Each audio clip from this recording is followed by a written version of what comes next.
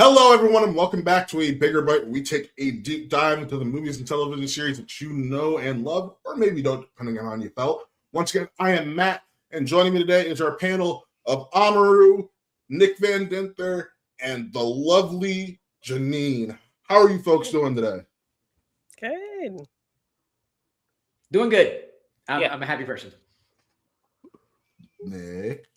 Last episode we did was a lot earlier in the World Cup, and now it's almost over, and that's all I have to say about that.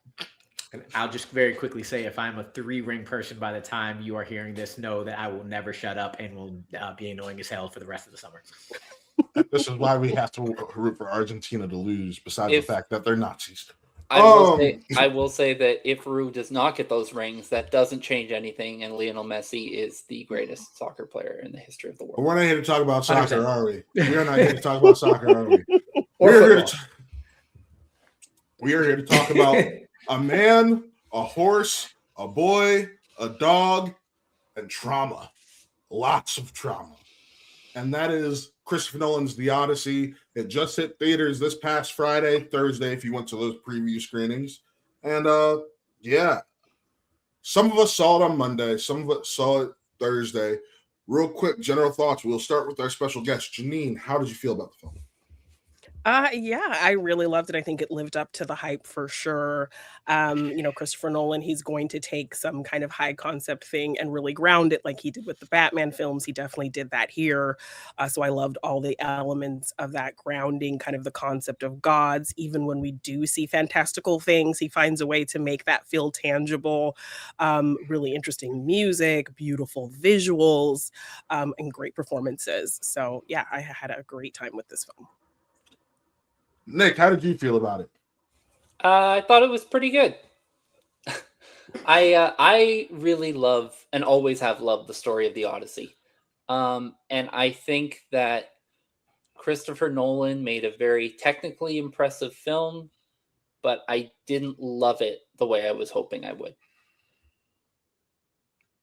We'll dive into that for sure. Rue, how are you feeling about the Odyssey? My biggest thing leaving it is I cannot wait to talk about it because I have thoughts. I have a lot of thoughts. Since we're not getting into it, but we're about to get into it, I'll leave it with this. I cannot wait to see it again tomorrow, 2 days from now, from when we're doing this. I can't wait to see it again. And then I'll get into my deeper thoughts because I have a good amount of them and questions and want to hear other people's things about it from there. Just know Christopher Nolan is my favorite director. Greek mythology is one of my favorite things. Percy Jackson. We're going to talk about Percy Jackson. Bro. If you know anything about anything, it's like my favorite series ever. So you can also take a little bit of what I say with a grain of salt. But I'm trying to be both biased and objective at the same time. I'm just going to make it known. Rue and I are going to be talking Sea of Monsters a decent amount in this podcast. No. I'm the only person here who's seen it twice. I'm the only person here who made an Odyssey to see the Odyssey because my friends and I traveled 5 hours away just to make sure we can see it in 70 millimeter IMAX. We got our tickets a year ago. We are some of those people. 2 p.m. first show time. I got my collector's ticket in the other room. But no, I've always said this about Christopher Nolan. I love him. I own the majority of his films. They have always been your mileage will vary.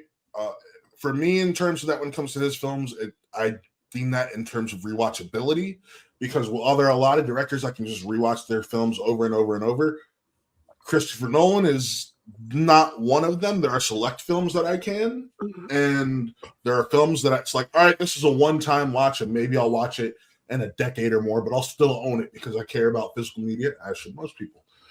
With that being said, The Odyssey is towards the top of that list, and it is on the rewatchability list. I saw it twice. I am going to take my godson to see it coming up in this next week.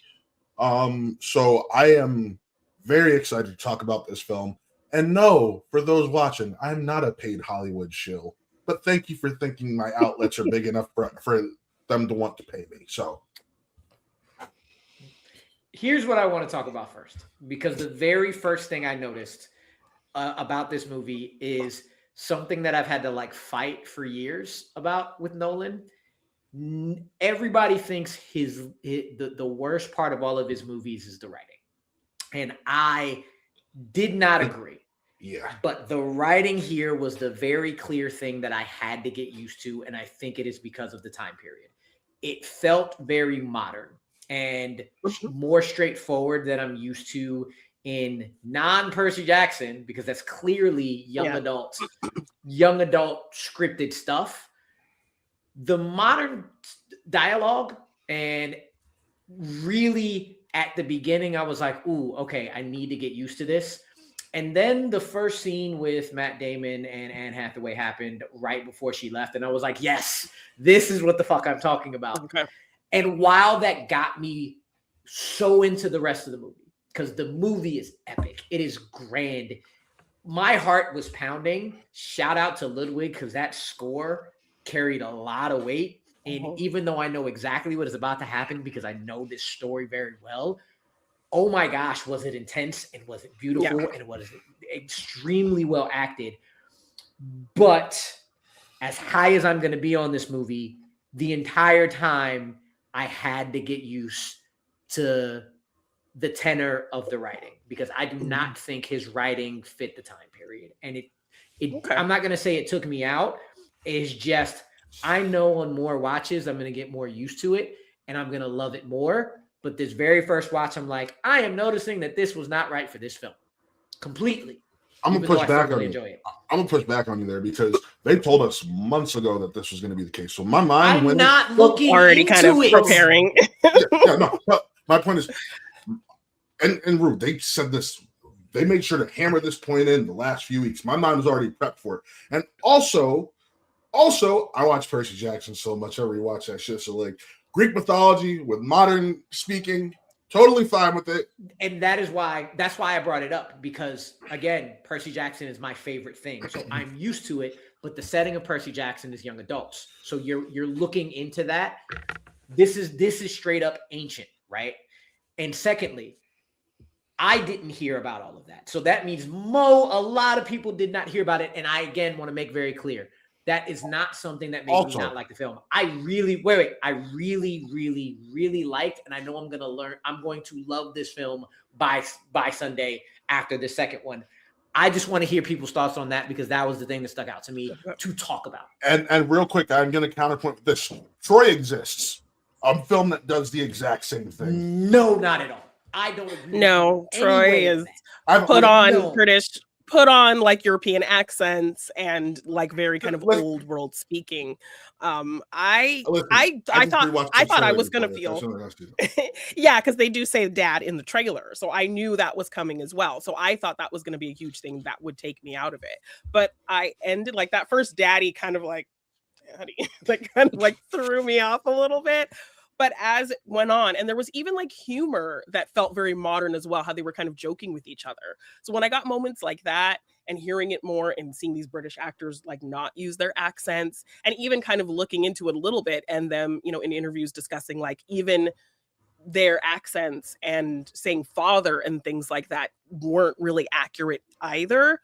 I really kind of got used to it and found myself connecting to it even more, because it's like they're talking like how I talk. So I can connect with this kind of high concept, historical feeling thing even more in this modern way, because they're speaking the way I would normally speak. It felt kind of like an opposite version of Romeo and Juliet talking, in the Shakespearean style, but set in modern day, or even like, A Knight's Tale, using all that modern music to kind of evoke the emotion that people felt at that time and relating it to how, modern sports feels. So, it did throw me off. I will say that first daddy kind of like, that doesn't sound right to my ear. But as it went on, as like, the how they were interacting felt very modern, I found myself connecting to that. Can I also say, for those of us who read Shakespeare for Dummy translations in high school, there was just a movie version of that. I'm going to be honest. I'm like, all right, cool. We're doing the Shakespeare for Dummy as a movie. Let's do it. Let's ride. I don't think that Nolan was intending to be historically accurate with a lot of his stuff. It is, to me, this is Nolan does the Odyssey in the way that Quentin Tarantino did Charles Manson. The bones of the story are there, but it's Nolan's version of the story. So that's why the kind of modernization of it actually didn't stick out to me that much because I just expected it.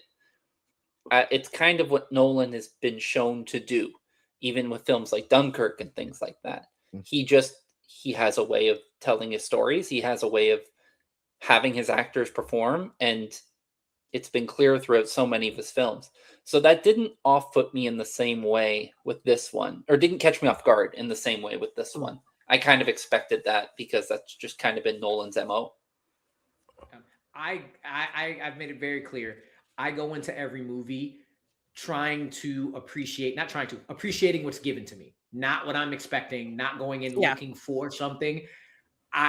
Multiple biases for me with this. One, I have seen the Odyssey. I've read different versions of the Odyssey. Like I said, Sea of Monsters, season 2 and Percy Jackson is the fucking Odyssey. Yes, like I know it. So when it continued to happen, I'm like, okay, I am definitely noticing this. The other side of my bias, I'm gonna be where you were with Jeannine on my second viewing and on, because I love that. I know I'm going to love this movie because Nolan is my sensibility. Nolan is exactly what I love about movies. This, and I'm just pointing out, I just wanted to point out and hear about that. This is the first time I agree with people that the writing is the thing that might bring it down a little bit. Once I go into that second viewing, and then that I am going to watch this, I'm going to watch this a lot. That's when I'm going to be like, cool, I know what I'm getting into.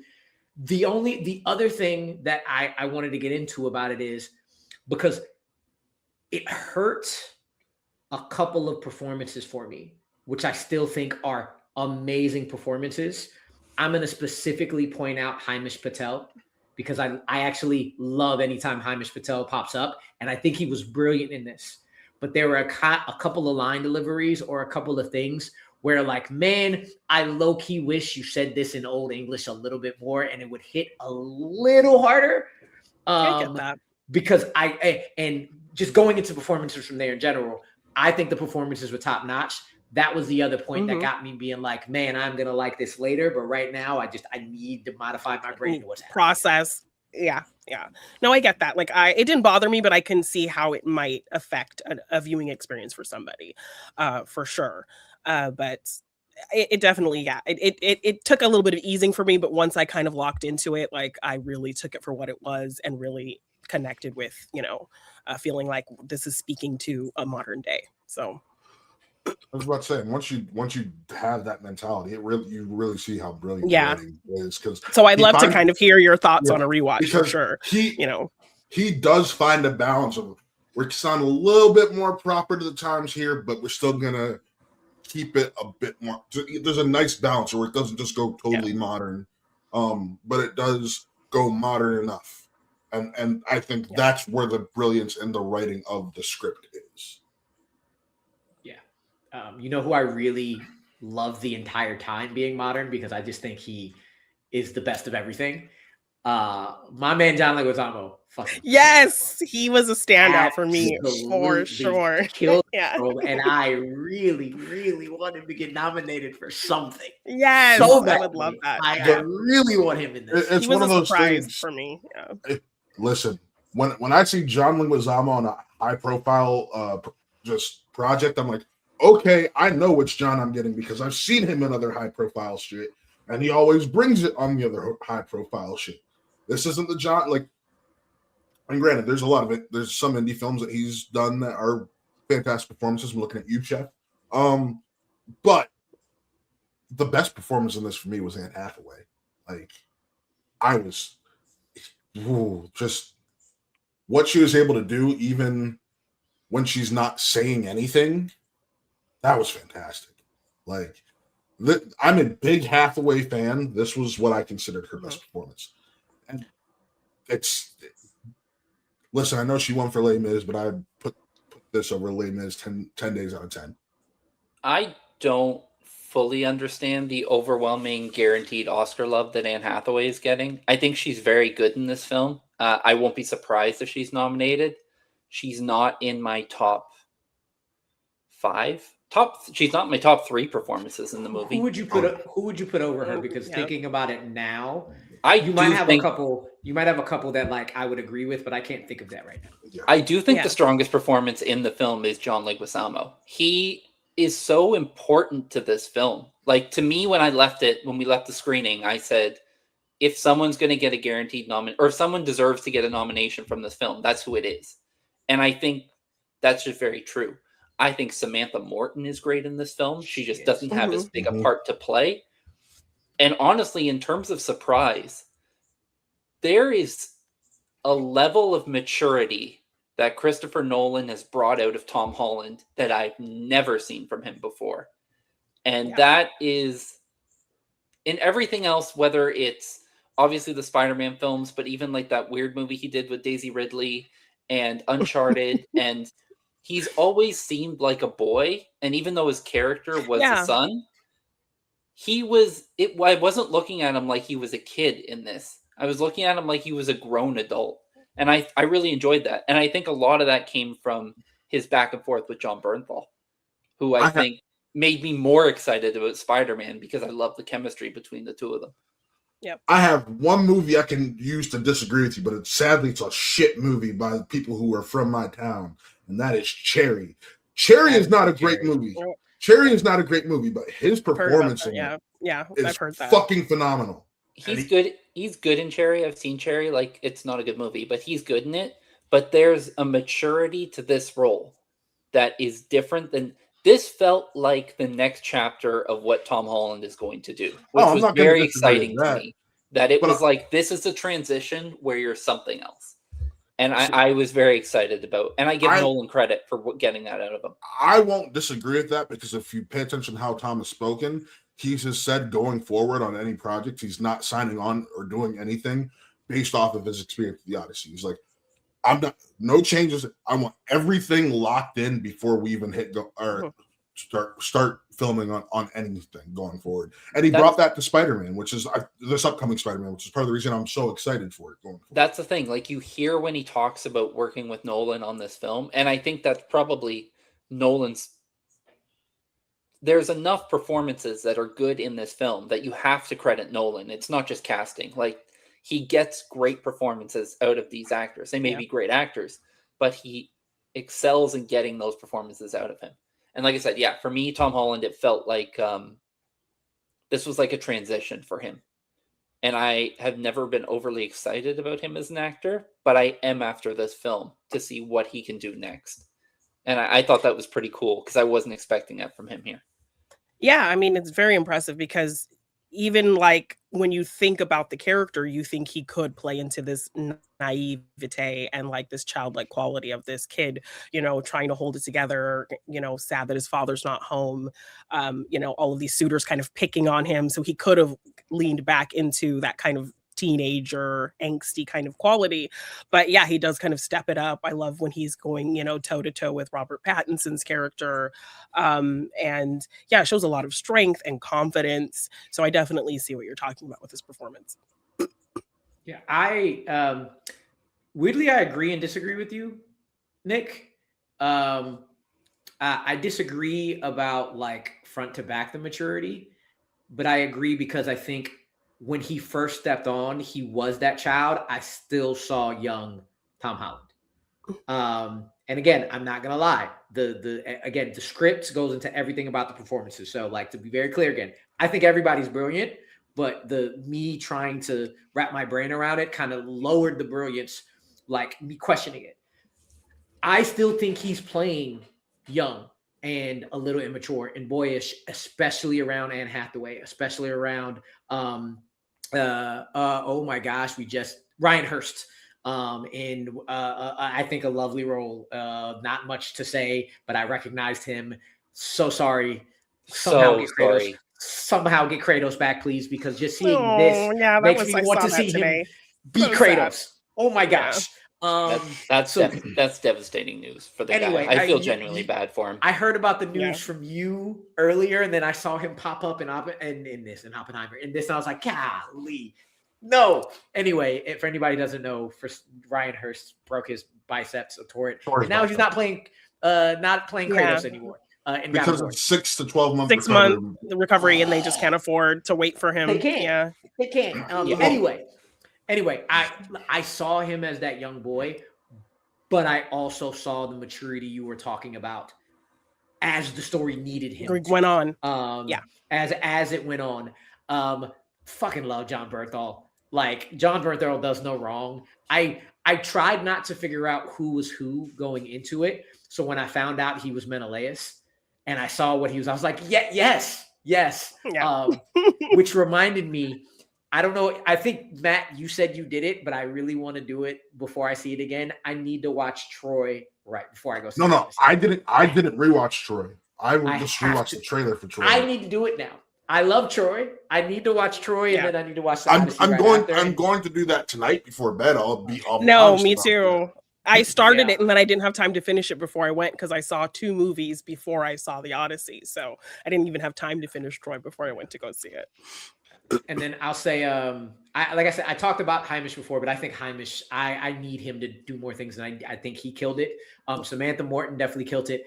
I forgot that Charlize Theron was in this, and then when I realized who she was, because I remembered the Heroes of Olympus story. Yes, that was me. I was like, oh, Calypso. Oh, yes. She was actually low-key perfect for this. As soon as I saw the lotus flower he was eating, I'm like, oh shit, that's Calypso. Yeah. Leo Valdez. Yeah. This is when I get my Percy Jackson in. We're gonna geek out about Percy Jackson for sure.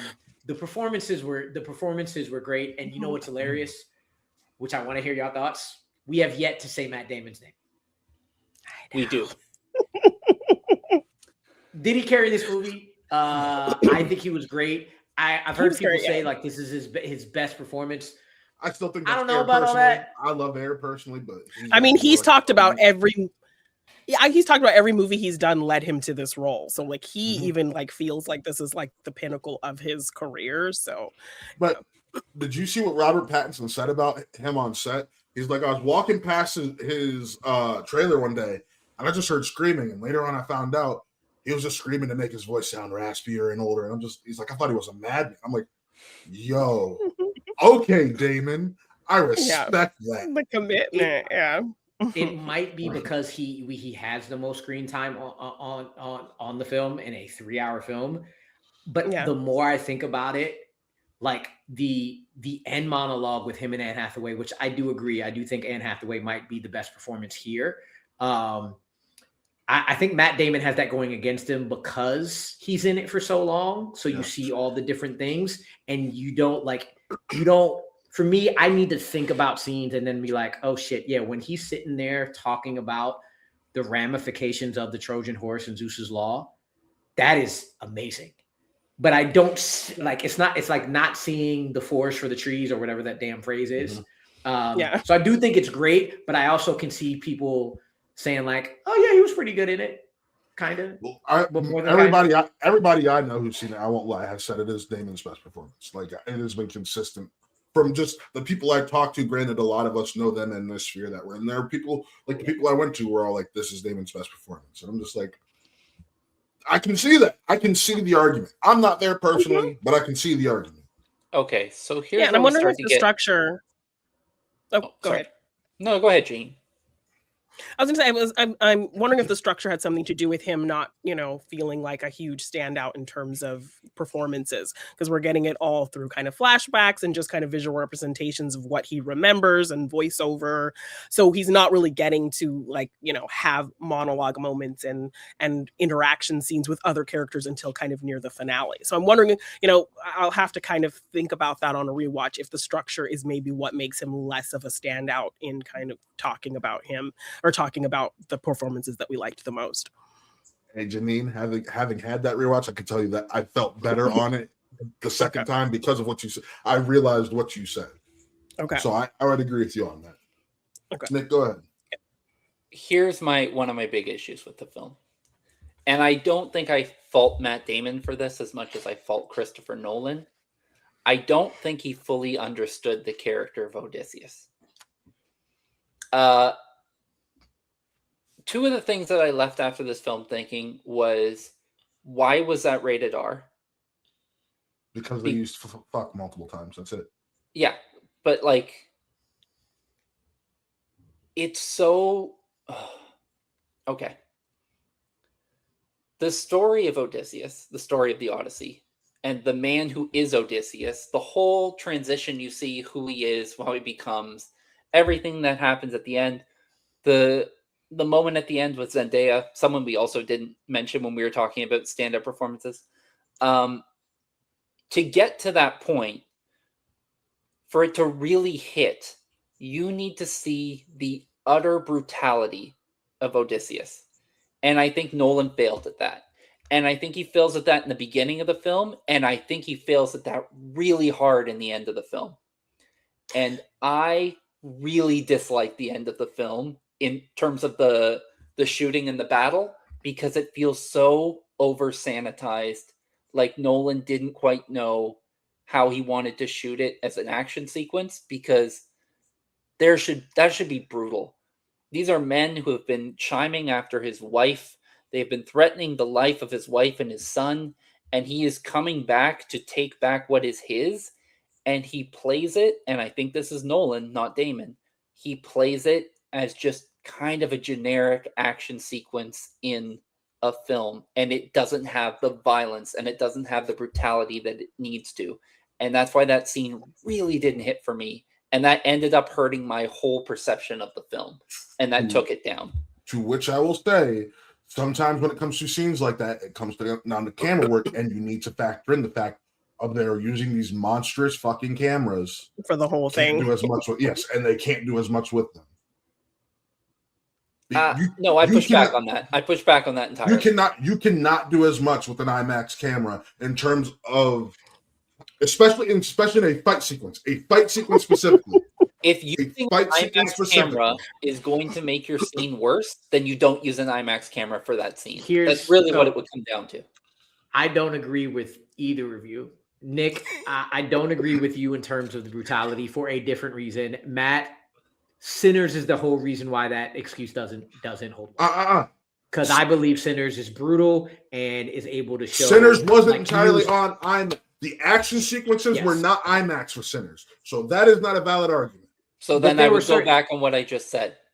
If Coogler realized, let's not use IMAX for these because it's going to hit harder if we don't, then Nolan should have realized the same thing.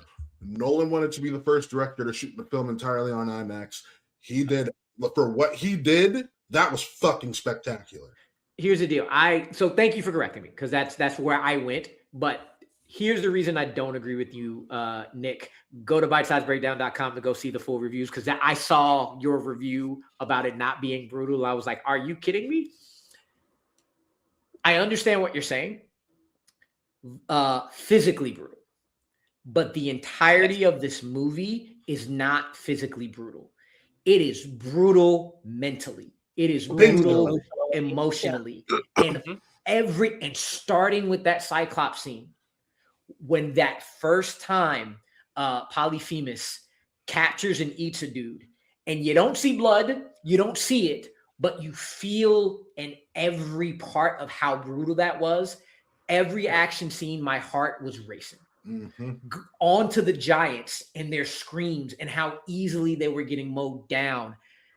And then probably the most physical, brutal scene that it didn't end up in any deaths.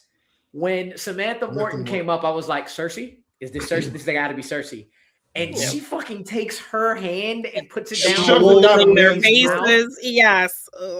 That was like so crazy. So the fact that the ship scenes and all the action was more about emotional and mental brutality, I amounted the last action scene to the ship scenes. Pure chaos.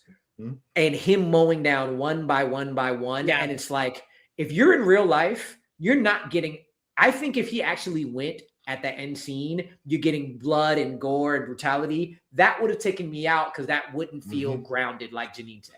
Yeah, so that's like Kill Bill. Yeah. To me, you had a spear hanging out this motherfucker. Yeah. You had to take a knife to the neck. You had 2 arrows coming out of his back. Like, it was extremely brutal, but not in the way that you want.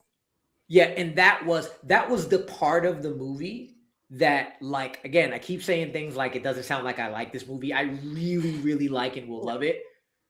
I felt emotional at the end because Mhm. the emotion was carrying me to accept everything else. And I feel like that end fight represented what Nolan had set up with all the action set pieces beforehand.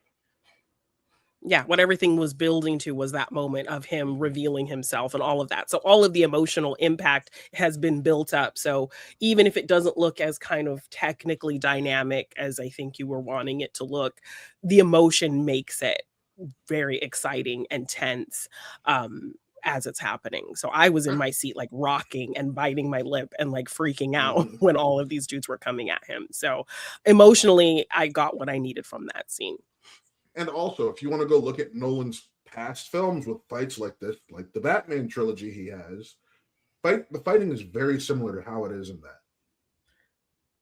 Though I get what you're saying, because this is I made the statement before in a chat and somebody checked me on it, but I feel like this is one of the first times I've seen Nolan like adapt something so well known.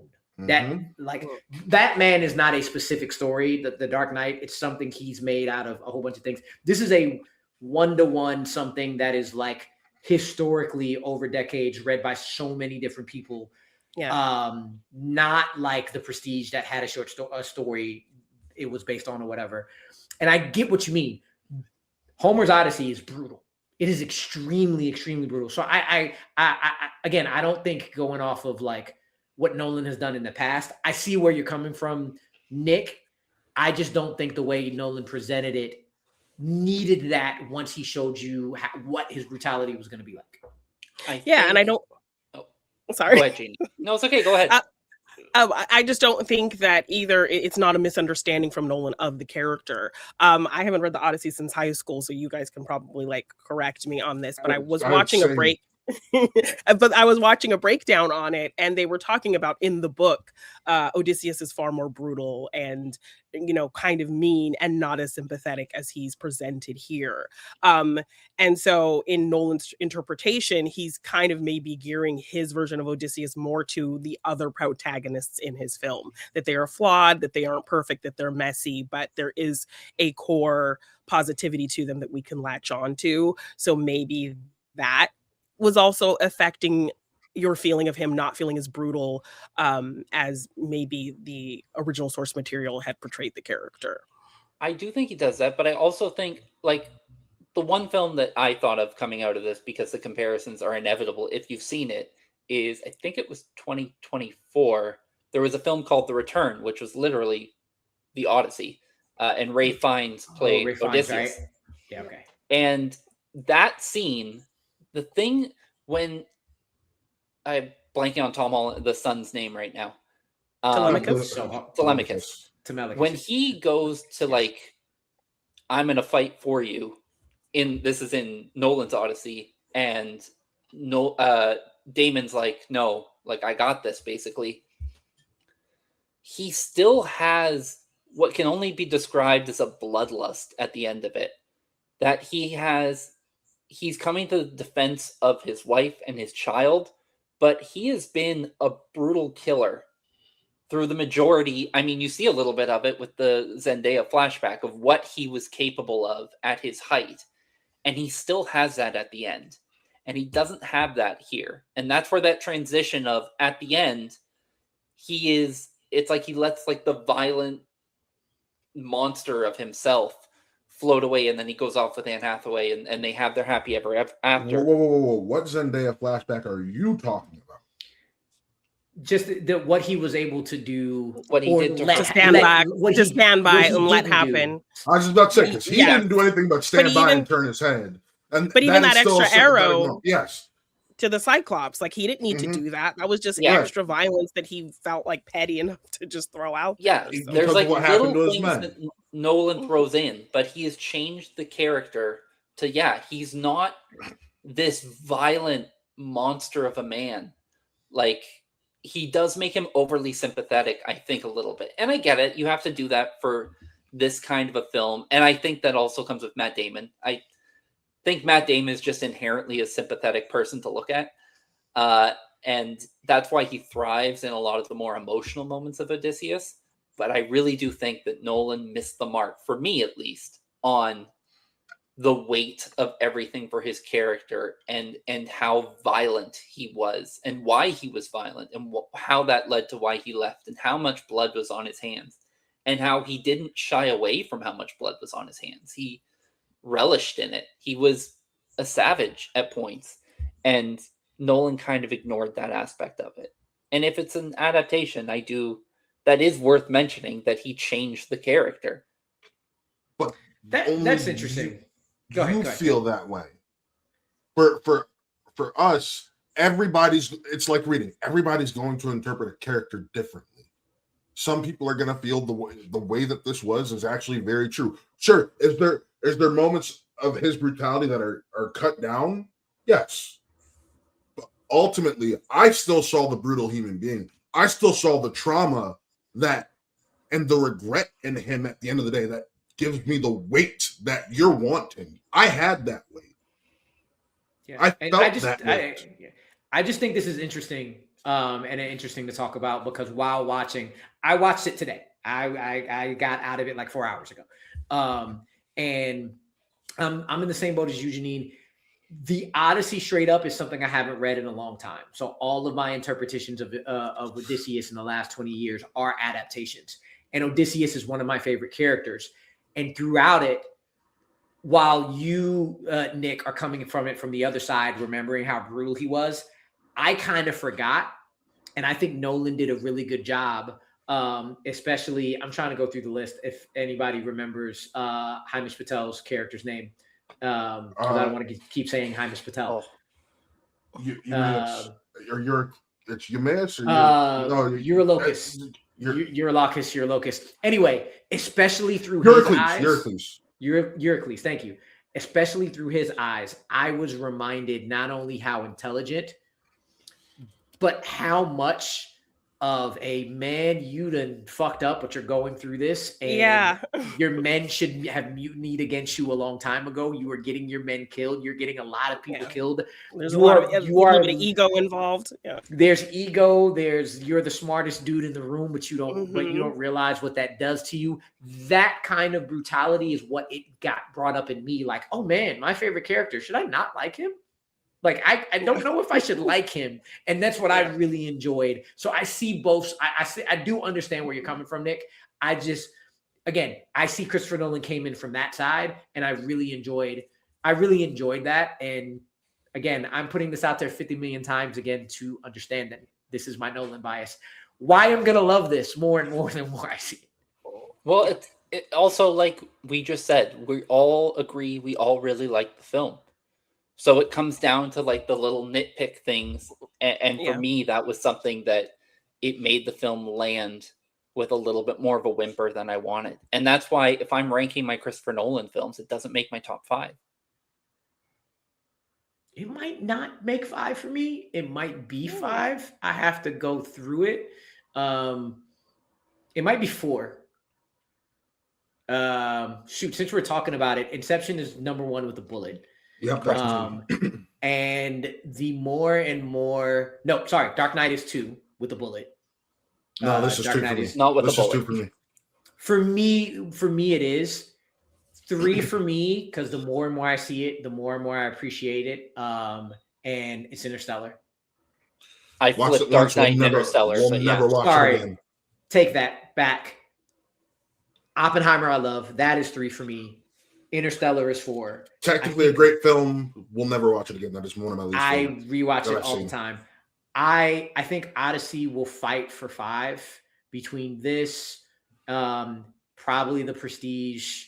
This and The Prestige will probably fight for 5 for me because I do love Batman Begins. I really, really like Memento. I don't feel like I like all of his movies. I do, but Odyssey because of what I mentioned before. The Prestige, Great movie. I just don't rewatch it as much. So that's kind of. I rewatched it and it blew me away. So it's great. It's amazing. Yeah, I will say this: I cannot give a pure list because I haven't seen his first 3 films, and I can admit to that. The Prestige I saw once, and that came out when I was in elementary school. So that's why I said top 5 and not top 10 or something like that. Because I think everyone can come up with a 5 Nolan. But my personal top 5: Inception is number 1 with a bullet. I have this at number 2. I have Batman Begins at number 3 over The Dark Knight because I have issues with, and this is speaking as a Batman fan, I have issues with his interpretation of Batman starting with The Dark Knight. So I love his interpretation of Batman and Batman Begins. That felt like a Batman film. And then he takes the Batman-ness away in the other 2, and I have very, very big issues with that. So after that, I have The Dark Knight, and then I have Tenet. I love Tenet. I'm one of the few people who does. I like it, but I haven't watched. So I haven't watched like 2 big ones. So my top 5 is kind of limited in terms of like what I would put. Because I haven't seen Tenet or Interstellar. I've tried. You ain't missing much with Interstellar. You ain't missing much. It's like multiple. I know. Jeannine, I am right there with you. I am right there with you. So I'm like, it's on my list, but I like start it, and then I'm like, my brain's too tired for this right now. I need to. One of my best friends is from South Africa. Interstellar is his favorite movie. Every time I tell him that one time was enough, and I've never connected with that film, he looks at me like I was crazy.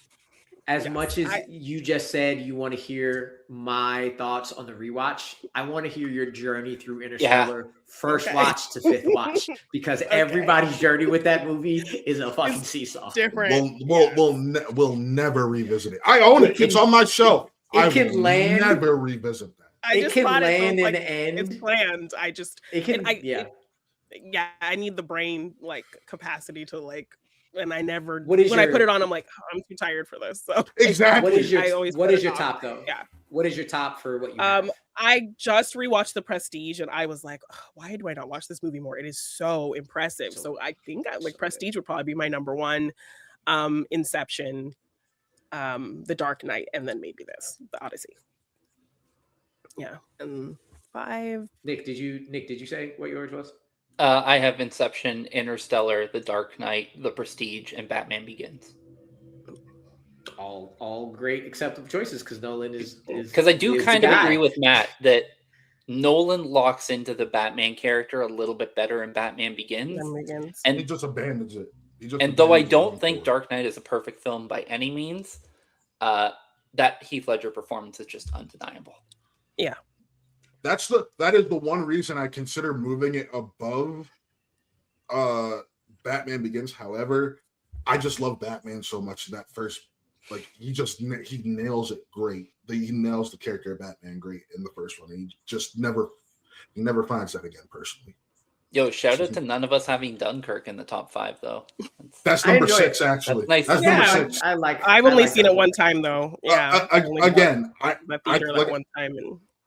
Like I said, I haven't seen his first 3 films, and I've only seen The Prestige once. I was literally in. This is gonna make some of you, at least Rue, feel old. I was at Mayfield Middle School as a 6th grader when it came out. So I know that place. I would love to hear what you think about Memento because I think Memento is also pretty damn brilliant. I've seen parts of Memento, I can say that, but I've never seen. And definitely revisit The Prestige. I want your adult opinion on The Prestige. I want to. I just don't own it, and I typically do not watch a film or rewatch a film unless somebody has it because I'm big physical media guy. First watch, I always try to watch it in the purest way I can. So I don't own it. My father doesn't own it. So like I got nobody who I can borrow it from over here. So next time you go to spend your money on shoes, get The Prestige. I haven't paid money on. I haven't bought a pair of shoes in like over a year. Before I forget, getting back to the Odyssey, one of the biggest laughs I've had in the theater for a while is that the first voice you hear in this movie is Travis Scott. Yes. I died laughing. Like, he's the first dude that they feature in this film. Hilarious.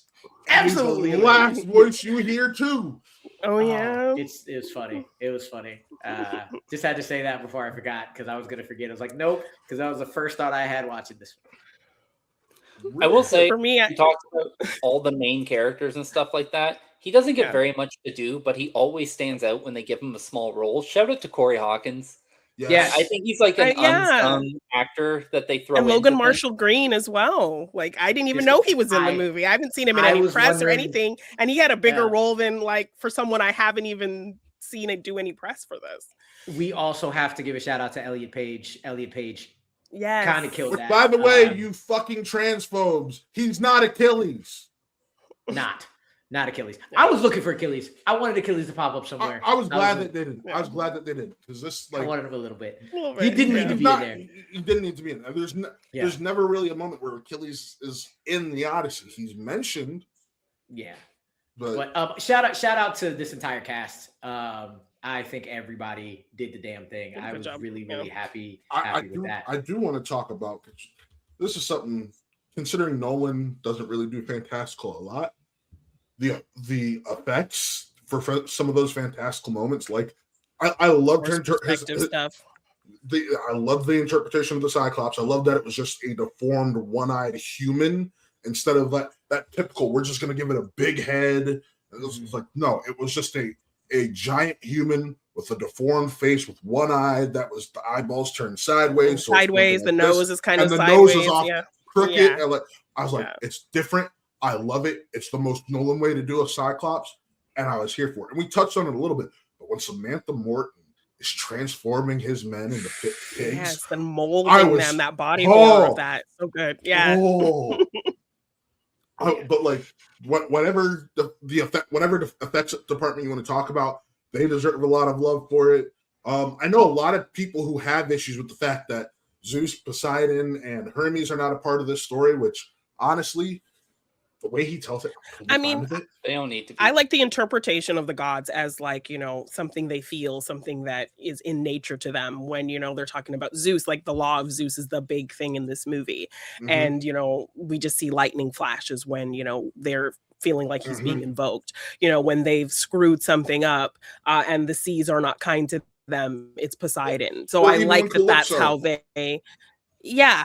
So I like Calypso, that's yeah. how they interpreted the gods, and that Athena is just kind of this manifestation of this woman that he kind of just watched die. So I'm And- gonna push back on that one because something they say early on in the film is that always treat strangers with kindness because you never know when they are a god. So I view that, and I know at least two of the other people who I saw it with viewed it that way. Of they actually struck down Athena, and now she is Wow. haunting Mhm. him along Haunting the way. him. I mean, that's a really kind of cool way to look at it. And a funny thing, like you got a kind of a funny thing with Travis Scott, entering this film with Zendaya. I was getting vibes like there were, I think, that little kind of montage of things going wrong and like flashing to her looking at him and like her disapproving head shakes. It was giving me like Lee Trevino from Happy Gilmore, who's just like. So I immediately pictured that with moments of Zendaya, which just kind of made me chuckle. So I just wanted to mention that. Yeah, and then last person we haven't talked to doesn't have much screen time, has more time on stupid people's mouths than anything. Lupita being Lupita is just always Lupita also being a bad just bitch. great. Just great. Yeah. Just all great. All great. Yeah.